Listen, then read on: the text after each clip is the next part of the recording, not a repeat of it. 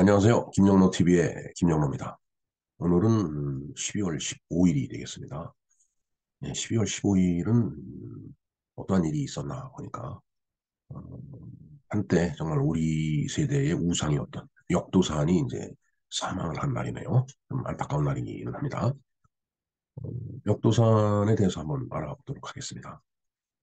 역도산의 본명은 김신락이네요. 그리고 일본 이름은 모모타인데 성만 지금 나와 있네요. 이 광호에 대한 일본 발음으로 나와 있지 않습니다.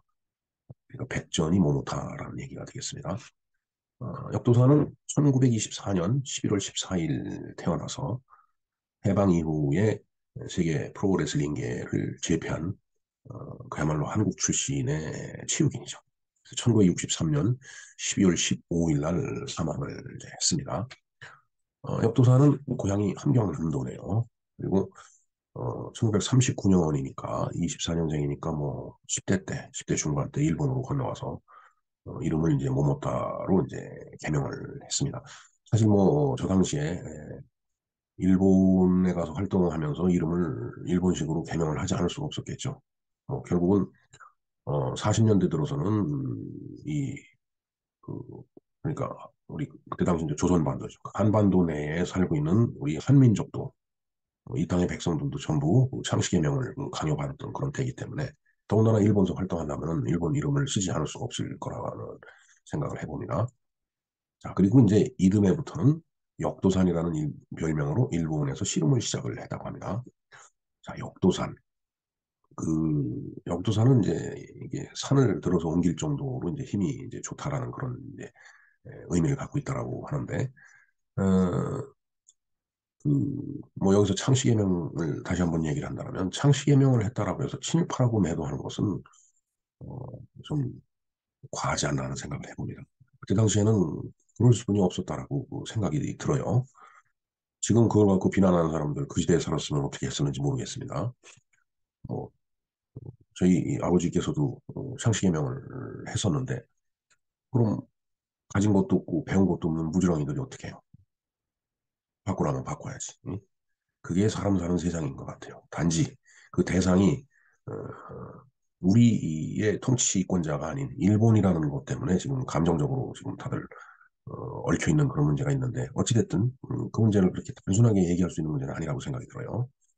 예, 각설하고 다시 역도산으로 돌아갑니다. 1949년 26세로 세키와키 지위에 올랐으며 예, 이 일본 씨름의 이 지위가 있더라고요. 그러니까 어, 하여튼 그 세키와키라는 지위가 있는데 거기까지 올랐고 1951년에 세계적인 프로레슬러인 브란스의 일본 원정을 계기로 프로레슬러로 이제 전향을 이제 했던 그런 거죠. 네.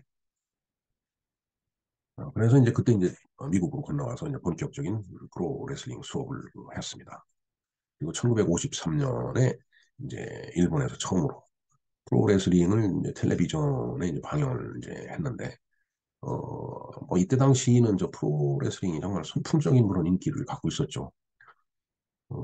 제가 기억에는 70년대까지만 하더라도 그 지금과 같은 그 프로레슬링이 아닌 그야말로 클래시컬한 고전적인 그런 프로레슬러들의 그 레슬링 경기들이 이제 많이 이제 있었고 또 TV 방영을 많이 해줬어요. 하여튼 이제 강인한 체력을 갖고 있고 그다음에 이제 그 태권도를 이제 했던 모양입니다. 그래서 그런 특기를 갖고서 1957년에 세계 선수권자인 루테스를 물리쳐서 헤비급 세계 챔피언이 이제 되었습니다. 자, 이렇게 되면은 사실 한국 출신으로서 이제 프로레슬링 세계 챔피언이 됐으니까 얼마나 그 자랑스러워요, 진짜. 정말 저도 어려서 이 그, 역도산의 그 경기를 많이 봤지만 역도산이 나오면은 그렇게 마음이 편안할 수가 없었어요. 아, 반드시 이길 거다. 역도산이 꼭 이긴다라는 그런 이 확신이 있었어요. 제 기억에 역도산은 까만 타이즈죠. 이 하체 이제 몸에 착 달라붙는 그런 그 바지를 입고서 이제 항상 경기를 했던 걸로 기억이 됩니다. 다른 프로레슬러들은 뭐 이제 이 짧은 그 운동복이죠. 뭐 팬티 같은 그런 것을 입고서 이제 경기를 했는데 역도사는 긴 바지를 입고서 꼭 경기를 했어요. 제 기억에 그렇습니다. 그 이후에 이제 19회에 걸쳐서 선수권을 방어를 했습니다. 19회면은 정말 참 대단한 거죠. 네. 그래서 이제 1958년에 월드 리그전을 창설했고, 그 뒤에 프로레슬링계를 제패해서 자신의 위치를 확고히 하고 일본 프로레슬링계의 발전에 크게 이제 공헌을 하였다. 뭐 사실은 일본 프로레슬링계뿐만 아니라 우리나라 프로레슬링계에도 엄청난 영향을 미친 거죠. 프로레슬링으로 이제 역도상 많은 재산을 모았고 일본 굴지 부호가 되었고 또한 여러 개의 체육관과 흥행장을 갖다 이제 만들어서 운영을 했다라는 얘기가 되겠습니다. 그리고 이제 1963년 봄에 귀국을 해서 우리나라 체육발전을 위해서 서울에 스포츠센터 건립을 약속을 이제 했네요. 1963년이면 제가 국민학교 2학년 때입니다. 그러니까 어려서 역도상 경기를 많이 봤어요. 정말 그때 본 거는 아닌 것 같습니다. 저 이후에 아마 뭐 그, 뭐라 그럴까, 그때, 음, 네, 글쎄, 좀 기억이 좀 명확하진 않은데, 제가 TV 화면에서 역도산 이 경기하는 걸 많이 봤거든요. 근데 그게, 어, 녹화 중계였는지, 그건 잘 모르겠습니다. 하여튼, 그해 겨울 12월에 동경의 한 나이트클럽에서 일본 청년이 칼에 찔려서 복막염으로 이제 사망을 했는데, 그냥 안타깝고 아쉬운 일이죠. 야쿠자가 소속이 아니었을까, 일본 청년이. 예, 그런 생각을 해봅니다. 예. 뭐, 어찌됐든, 저희들 어렸을 때 오상과 같이 그렇게 저희들 머릿속에 존재했던 분이 바로 역도산이죠. 그다음에 이제 프로레슬러 하면 김일 선수를 빼놓을 수가 없습니다. 네, 김일 선수는 이제 박치기 왕이죠. 어, 역도산만큼 김일 선수가 링 위에 올라오면은 그걸 바라다보는 모든 국민들의 마음이 안정이 되고 편안했죠. 역도산이 이제 막 맞을 때는 다들 아쉬워하고 그러다가 이제 박치기 한 방으로 다 전자로 뒤집으면 정말 전 국민이 환호하던 그런 때가 있었습니다. 하여튼 김일은 박치기 왕으로 역도선의 제자이며 대한민국이 프로레슬링 선수입니다. 그다음에 김일은 전남 고흥이 고향이네요. 1924년에 출생을 했는데 어, 역도선보다는 조금 더 이제 어린 나이지만은 하여튼 김일 선수는 2006년 10월 26일 날 사망을 했습니다. 하필이면 또 12대 사망을 했네요. 2018년에 이제 대한체육회에서 선정한 대한민국 스포츠 영웅이 이제 됐죠. 그리고 1960년대, 70년대 중반까지 일본과 한국에서 박치기왕으로 이제 부렸습니다. 예. 저도 김인 선수의 경기하는 모습이 지금도 머릿속에서 아주 떠나지 않습니다. 70년대 중반이면 이제 제가 대학 다닐 때인데, 그때도 많이 봤어요. 진짜 작은 이제 하숙집에서 작은 흑백 TV로 봤습니다. 물론 뭐 아주 큰 빅게임 있을 때는 이제 다방 같은 데서도 보고 그랬죠. 그때는 레슬링도 상당히 인기가 있었지만 이게 프로복싱, 권투 이 참 대단한 인기가 있었죠. 뭐 유재두 선수, 그다음에 어, 요즘 아주 대표적인 우파 인사로 활약하고 있는 홍수환 선수 있죠. 대한민국 만세다. 어머니가 어, 참 전화상에서 이제 딱 했던 그 한마디 정말 그때 당시는 정말 운동선수들을 통해서 많은 카타르시스를 이제 국민들이 느꼈던 게 사실입니다. 네. 그때 염동균 선수도 빼놓을 수가 없죠. 네. 그다음에 뭐, 그때 선수들 많이 있었습니다. 유명한 선수들. 헝그리 복서라고 그랬죠. 그야말로. 네. 하여튼 김일 선수에 대해서 좀 간단하게 말씀드렸는데, 기회가 있다면 김일 선수에 대해서는 다음 기회에 좀 자세히 알아보도록 하겠습니다. 예.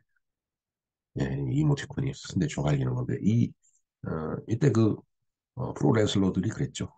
그, 역도산이 또 당수를 해갖고, 그냥, 어, 상대방 선수의 그냥 목 같은 데를 이렇게 손으로 내리치고 그러면 아주 상대방이 꼼짝 못했죠. 어찌됐든 역도산 참 일찍 비운의 일찍 유명을 달리했는데 어, 정말 그때 당시에 우리나라 대한민국 모든 사람들의 어떤 영웅으로 존재했었던 것을 저희들은 아주 생생하게 기억을 하고 있습니다. 물론 김일 선수도 마찬가지입니다.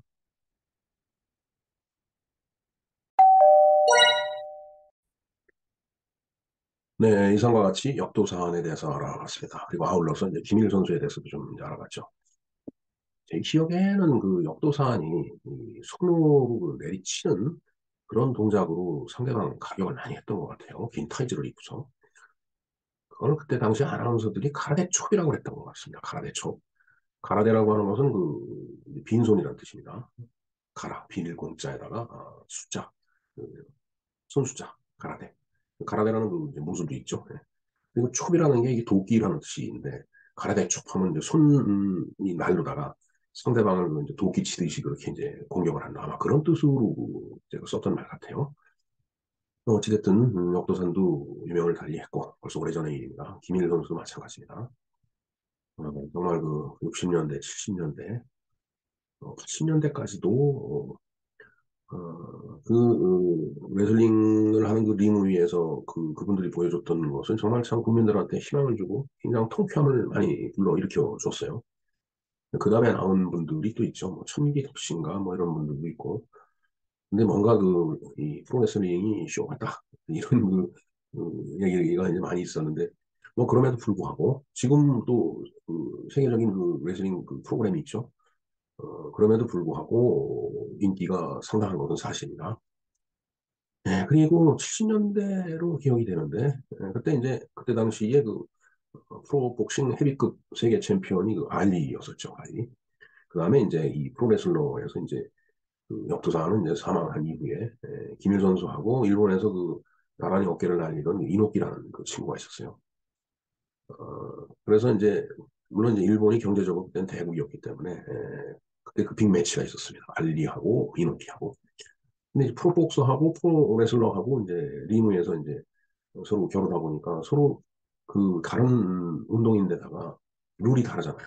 그러니까 참고 우여곡절 끝에 그 룰의 합의를 보고서 뭐, 어, 이제 경기를 했는데 제 기억에 그 로프를 잡으면 상대방을 공격할 수 없다. 뭐 이런 게 있었던 걸로 기억이 됩니다. 그래서 이제, 사실, 알리도 이노키한테 한번 붙들리면은 이제 뭐 허리 꺾기라든가 뭐 이런 거 막 들어가면은 이제 뭐 헤어날 방법이 없었겠죠. 그와 반면에 이노키도 알리 주먹에 한 번 맞으면 이제 늘어질 만한 그런 이제 아주 완전히 무시무시한 선수들이었기 때문에 그래서 아마 그런 규정을 둔 것 같은데 그래 아마 15라운드까지 했나? 내내 이노키가 로프를 붙들고 그 땅에 들어놓아 바닥에 들어놓아갖고서 이제 경기를 했어요. 그러니까 경기가 되지가 않죠. 괜히 그 사람들 흥분만 자아냈지 실질적으로 뭐 복싱도 아니고 레슬링도 아니고 뭐 진짜 이상한 운동으로 한 판 한 걸로 그냥 끝이 나버렸습니다.